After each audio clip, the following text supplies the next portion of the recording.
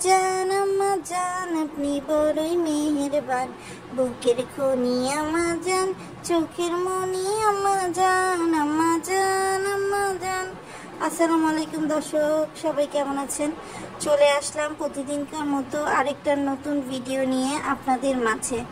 দর্শক, বাবু, শারমিন আর বিল্লাল একটা নতুন এক্সাম্পল সেট করতে যাচ্ছে।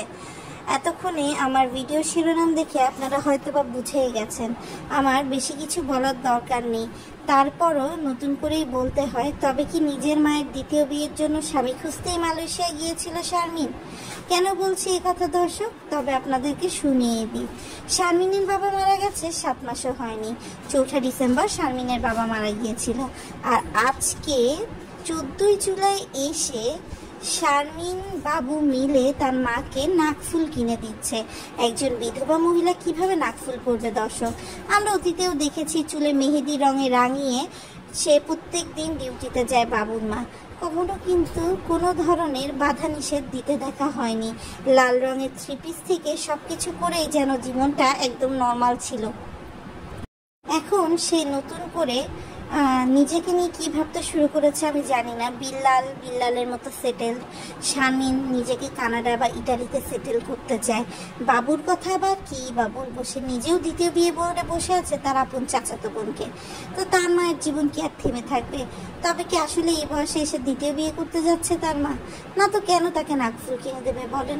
আর বিয়ের এত বছর পর এসে বাবু তার মাকে কোনোখানে কিছু না নাকফুল কিনে দেবে? স্বর্ণের আংটি কিনে দিতে পারতো, অথবা চাইলে সে একটা চেন কিনে দিতে পারতো। হ্যাঁ, নাকফুলের দাম কম আছে, ঠিক আছে, মানে এখনই কিনে দেওয়ার কি দরকার ছিল? এখন তো জন্মদিন বা কোনো অকেশন না। বাবা মারা যাওয়ার 1 বছর হয়নি, সেই 1 বছর ঘুরতে না ঘুরতেই এই আমূল পরিবর্তন আসলে মেনে নেওয়া যায় না। কি ভুল বলেছি দর্শক বলেন তো? বাবু টাকা দিয়ে মিনকে টেলিভিশন কিনে দেওয়াতে খোঁচা মেরেছে শারমিন। সে বলেছে বাবু নাকি তার মায়ের জন্য কোনোদিন কোনো কিছু করে না। তাই তো প্রমাণ করতে গিয়ে বাবু এখন তার মাকে আর কোনোখানে কিছু না নাকফুল কিনে দিয়েছে। এদিকে সাবিনার এতদিন পর হুঁশ হয়েছে তার শাশুড়ি মার জন্য তার কিছু করা উচিত, আর সেই জন্যই হয়তো বা সে এতদিন পর গিয়ে তার শাশুড়ি মার জন্য বোরখা কিনেছে। সব কিছু সহ্যের একটা সীমা থাকা দরকার, তাই না দর্শক বলেন? সীমা যদি না থাকে তাহলে কিন্তু আসলে কোনো কিছুতেই শান্তি পাওয়া যায় না। ঠিক একইভাবে বিল্লাল যখন তার মার জন্য প্রেশারের মেশিন কিনলো, সেটা পর্যন্ত ঠিক ছিল। নেবুলাইজার তার বাবার জন্য ছিল। কিন্তু দর্শক দেখেন, যেখানে যে যার মতো সেটেল হবে সেখানে মায়ের এরকম বিড়ম্বনার কি অর্থ জানি না। তিশা অনেক আগে বলেছিল সে ইউটিউব ছেড়ে দেবে, কিন্তু কালে পরিক্রমায় সব কিছু ছাড়িয়ে গেলেও তিশা কিন্তু ইউটিউবেই রয়ে গেছে। কেননা লোভ এমন একটা জিনিস, লোভ কিন্তু মানুষ সহজে ছাড়তে পারে না। লোভ যদি মানুষ সহজে ছাড়তে পারতো তাহলে জীবনটা অনেক বেশি ইজি হয়ে যেত। তো যাই হোক দর্শক, এখন ঘটনা পরিক্রমায় আমরা হয়তো বা শারমিনের দ্বিতীয় বিয়ের আগেই শারমিনের মায়ের দ্বিতীয় বিয়ে দেখতে পারি। এদিকে দর্শক, মিম এতদিন পর তার মনে হয়েছে তার কাকি, তার শাশুড়ির প্রতি তার দায়িত্ব আছে। তার শাশুড়ির প্রতি যদি তার এতই দায়িত্ব থাকে, তার তো বাড়িতে 2টা বেডরুম, একটা বেডরুমে শাশুড়িকে এনে রাখুক। শাশুড়িকে বলুক যে তোমার আর ঢাকা মেডিকেলে চাকরি করার দরকার নেই। আর কত বছর মেডিকেলের ওয়ার্ডে সে রোগীদের বমি পায়খানা এগুলো পরিষ্কার করে বেড়াবে বলেন তো? একটা তো সব কিছুরই সীমা থাকে, তাই না? সব কিছুই তো একটা বয়স থাকে। তাদের এত অঢেল টাকা, তারা সিঙ্গাপুরে ভ্যাকেশন কাটাতে যায়, থাইল্যান্ডে যাবে, ভারতে যাবে, আরও কত কি দেশে যাবে। তাহলে এইটুকু করা তো তাদের জন্য একদম ভাত ডালের ব্যাপার, তাই না?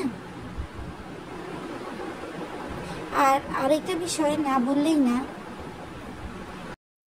আপনার শারমিন আর শাহিন মিলে যা নাটক শুরু করেছে তা তো যে কোনো সিনেমাকেই হার মানায়।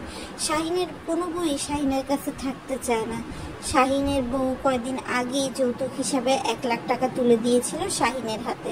সে 1 লাখ টাকা পেয়েও শাহিন শান্তি পায়নি। এই জন্যই তো শারমিন এখন আলাদা চলে এসেছে, আলাদা ঘর পাততে চেয়েছে। না থাকবে শ্বশুর বাড়ি, না থাকবে বাপের বাড়ি, গড়ে তুলবে নিজের স্বপ্নের বাড়ি। এই প্রতিবাদ নিয়েই দর্শক শারমিন আগাচ্ছে। আর আমরা হয়তো বা খুব শীঘ্রই ব্যাপারী পরিবারে আরেকটা ডিভোর্সও দেখতে পারবো। খুকি তো বসে বসে হাততালি দিচ্ছে, যেমনটা হাততালি দিচ্ছে ফাতিহা মালয়েশিয়ায় বসে বসে এইসব কলকারখানা নেড়ে নেড়ে। এদিকে দর্শক দেখেন, শারমিন যখন তার সিঙ্গাপুর থেকে আনা গিফটগুলো আনবক্সিং করেছে, সে কিন্তু আপনার বিল্লালের বইয়ের জন্য ব্যাগ নিয়ে এসছে, কিন্তু তার এইটুকু ক্ষমতা হয়নি বা বুদ্ধিতে আসেনি যে না, তার হচ্ছে এর জন্য আনা উচিত, মিমের জন্য আনা উচিত। অথচ মিমেরটার জন্য তারা কত কী কামাচ্ছে, তাদের এই যে ভিউ, এগুলো তো উড়ে উড়ে আসছে না, তাই না দর্শক বলেন? এগুলো তো নির্দিষ্টভাবে কামাতে হয়েছে, কিন্তু কোনোখানেই যেন তাদের কোনো মন নেই। তো যাই হোক দর্শক, এই হচ্ছে মোটামুটি অবস্থা যে আপনাদের সাথে শেয়ার করলাম। তো ভিডিওগুলো দেখতে থাকবেন, বেশি বেশি করে সাপোর্ট করবেন। আপনাদের সাপোর্ট পেলে আমরাও কিন্তু অনেক দূর এগিয়ে যাব এবং আমাদেরও তখন ভালো লাগবে আপনাদের সাথে সব কিছু তুলে ধরতে। আসলে ব্যাপারী পরিবার একটা লাফিং স্টকের মতো হয়ে গেছে দর্শক। শুধু কোহিনুর আর করিম ব্যাপারীর চ্যানেল খোলা বাকি।